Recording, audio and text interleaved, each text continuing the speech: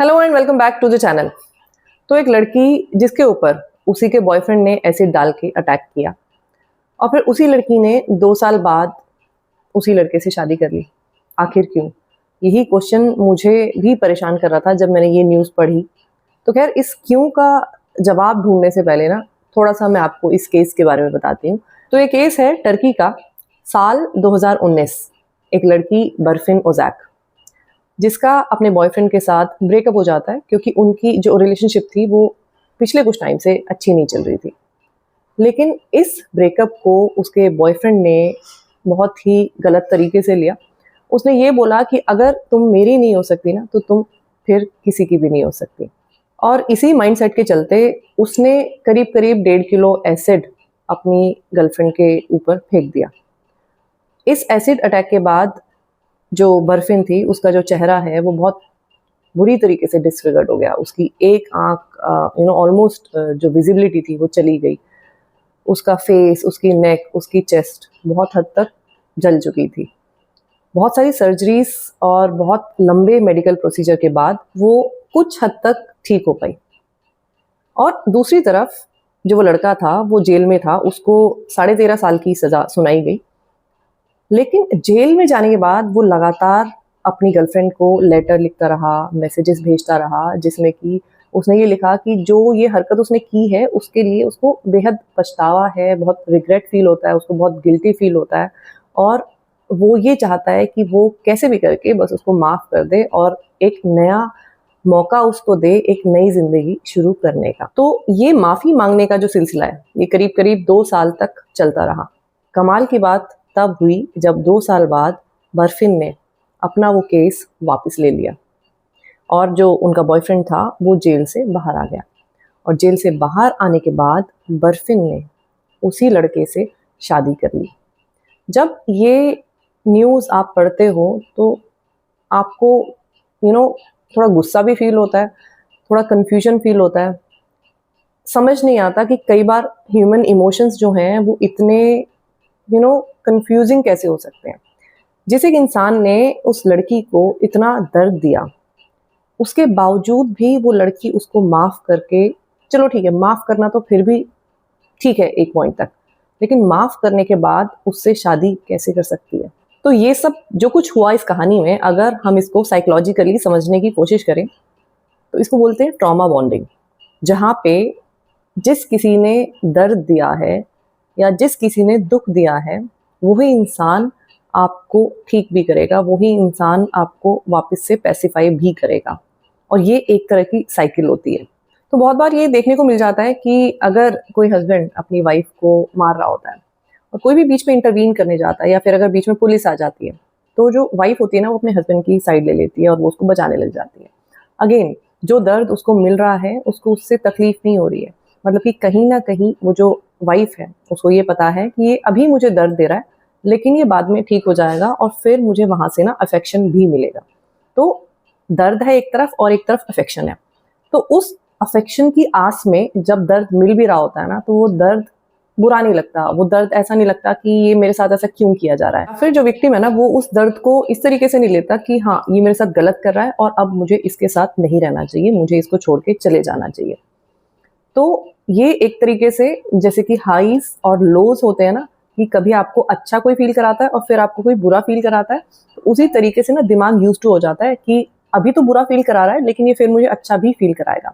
इसी वजह से वो जो एक इंसान है वो दूसरे इंसान से हुक्ड ऑन हो जाता है, एडिक्टेड हो जाता है। जब मैंने इस चीज़ को और गहराई में समझने की कोशिश करी और मैंने कुछ आर्टिकल्स इस चीज़ के बारे में पढ़े तो ये समझ में आया कि ये जो ट्रॉमा बॉन्डिंग है इसके पीछे जो एक मेन फैक्टर होता है या फिर मैं कहूँ जो एक बेसिस है इसके पीछे, वो है उस विक्टिम का डीप इमोशनल अटैचमेंट। कहीं ना कहीं वो जो एक इंसान है ना वो उस दूसरे इंसान से इतना हद तक डीपली अटैच हो जाता है कि वो ये देख नहीं पाता कि उसके साथ क्या गलत हो रहा है या वो गलत जो उसके साथ हो रहा है ना उसकी वजह से उसके ऊपर क्या उसके एडवर्स इफेक्ट्स आ रहे हैं। और बिकॉज आप इन सारी चीज़ों को निगलेक्ट करते जाते हो तो फिर आप इस साइकिल में फंस जाते हो और आपको बस ये लगता है कि चाहे मेरे साथ वो कुछ भी करे लेकिन एंड में मुझे उसी के पास जाना है क्योंकि वहीं से ही मुझे वो इफेक्शन मिलेगा जो मुझे चाहिए। अब ये जो ट्रॉमा बॉन्डिंग है ना, ये ज़रूरी नहीं है कि यहाँ पे मारपीट होनी ज़रूरी है, यहाँ पे कुछ फिज़िकल डैमेज होना ज़रूरी है या फिर कुछ वॉयलेंस होना ज़रूरी है तभी ट्रॉमा बॉन्ड बनता है, नहीं।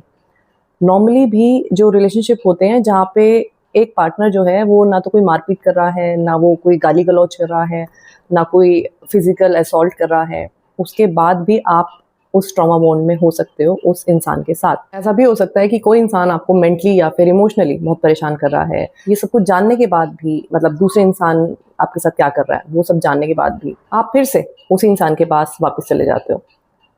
फिर से वापस जाने के बाद वही सेम ट्रीटमेंट आपके साथ होता है। फिर से आपको बुरा लगता है और फिर आपको ऐसा लगता है कि नहीं, मुझे ना वापस से वहीं जाना है। क्योंकि जैसे कि मैंने पहले बोला कि जो भी इंसान दुःख दे रहा है, जो भी उस दुःख का कारण है, वही इंसान अफ़ेक्शन भी देगा, वही इंसान प्यार भी करेगा, वही इंसान आपसे अच्छी तरीके से बात भी करेगा और वही हाइज़ और लोज़ के बीच में आप फँस के रह जाते हो और ये जो ट्रॉमा बॉन्ड है, ये क्रिएट हो जाता है।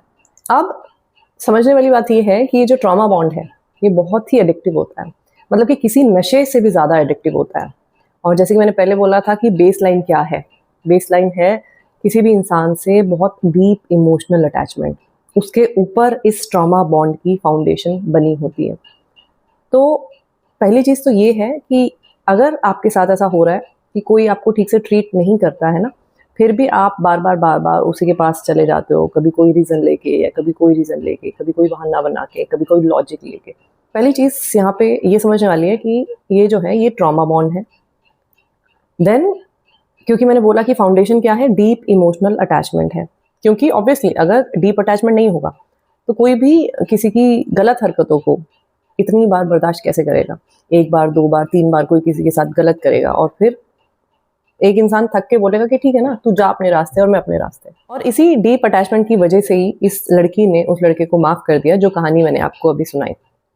तो ये डीप अटैचमेंट होना, मतलब इतना इस हद तक डीप अटैचमेंट होना कि जहाँ पे दूसरे की गलतियाँ नज़र आना बंद हो जाए, दूसरा आपके साथ कुछ भी कर रहा है, वो भी आपको ऐसा लगे कि कोई बात नहीं, या फिर वापस जो है ना उसकी नेगेटिव चीज़ें आपको दिखने के बदले आपको कोई ना कोई रीज़न या कोई ना कोई लॉजिक आपको दिखने लग जाए, नज़र आने लग जाए उस इंसान की हर चीज़ के पीछे।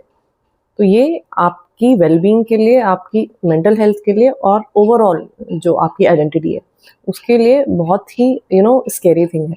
और वो अटैचमेंट किस काम का, जिसमें कि सिर्फ़ एक ही इंसान सफ़र किए जा रहा है, किए जा रहा है, किए जा रहा है, रिपीटेडली सफ़र किया जा रहा है। तो इसीलिए फर्स्ट ऑफ ऑल अगर आपको भी ऐसा लगता है ना कि आपकी रिलेशनशिप में भी ऐसा पैटर्न है, जिसमें कि एक इंसान बार-बार ट्राई करता है, दूसरा इंसान उसके साथ अच्छे से बिहेव नहीं करता है, फिर भी आप वापस उसके पास चले जाते हो again and again and this cycle keeps on repeating itself. Then first of all identify that ये एक ट्रॉमा बॉन्ड है। इसके पीछे का रीज़न मैंने आपको बताया, इमोशनल बॉन्ड है, मतलब डीप इमोशनल बॉन्ड है।